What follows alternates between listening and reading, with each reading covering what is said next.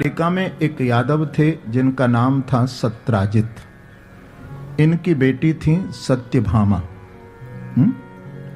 और सत्यभामा जी ये राधा रानी की अंशभूता है। आपको मैं बताऊं, जिस समय भगवान जब ब्रज से मथुरा गए, मथुरा से द्वारिका ठाकुर जी पधारे थे ना, तो श्री राधा रानी को बहुत अंदर व्याकुलता हुई। तो वृषभानु जी ने अपनी बेटी राधे को सूर्य भगवान के पास भेजा था। ये ललित माधव ग्रंथ में लिखा है, रूप गोस्वामी जी ने उसको लिखा है।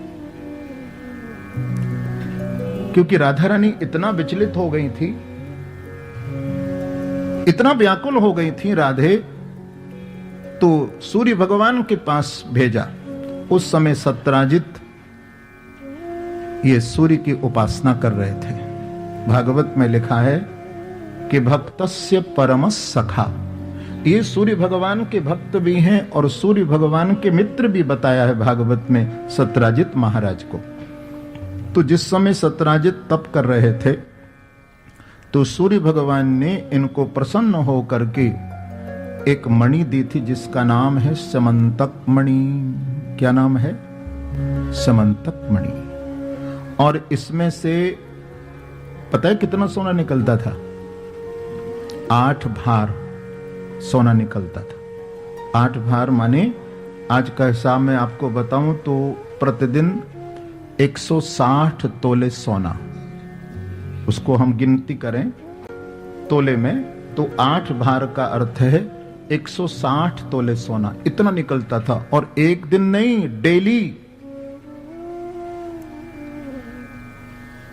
तो सूर्य भगवान ने इनको समंतक मणि प्रदान की थी और साथ में इनको राधा की अंशभूता सत्यभामा जी भी प्रदान की थी। ये सत्यभामा जी जो है राधा रानी की अंशभूता है, ये ध्यान रखना है। लेकिन एक दिन घटना घटित हुई। देखिए, कभी कभी हम ठाकुर जी से भी बहस करते हैं, ऐसा नहीं, प्रेमी जन ऐसा नहीं करते। देखो सत्राजित ने क्या किया मालूम है?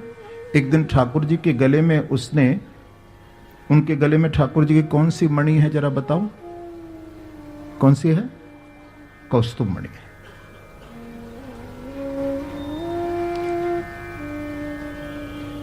तो ठाकुर जी के गले में जब उसने मणि देखी तो उसको ईर्ष्या हुई।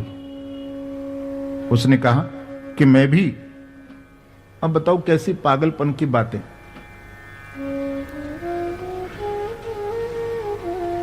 तो ठाकुर जी को माने द्वारिकाधीश भगवान को नीचा दिखाने के लिए इसने तप किया और सूर्य भगवान से समंतक मणि प्राप्त की थी।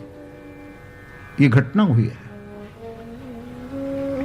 और उस मणि को पहन करके जब सत्राजित महाराज उग्रसेन की सभा में गए तो द्वारिकानाथ ने जब देखा तो कहा कि सत्राजित भैया, आपके पास से जो मणि है ये तो बहुत बहुमूल्य है। आप ऐसा करिए कि इस मणि को महाराज उग्रसेन को भेंट कर दीजिए, क्योंकि इतना सोना और तुम्हारी एक बेटी, क्या करोगे? क्या करोगे? तुम्हारे और तो कोई है नहीं, इसको राष्ट्र की सेवा में लगा दो।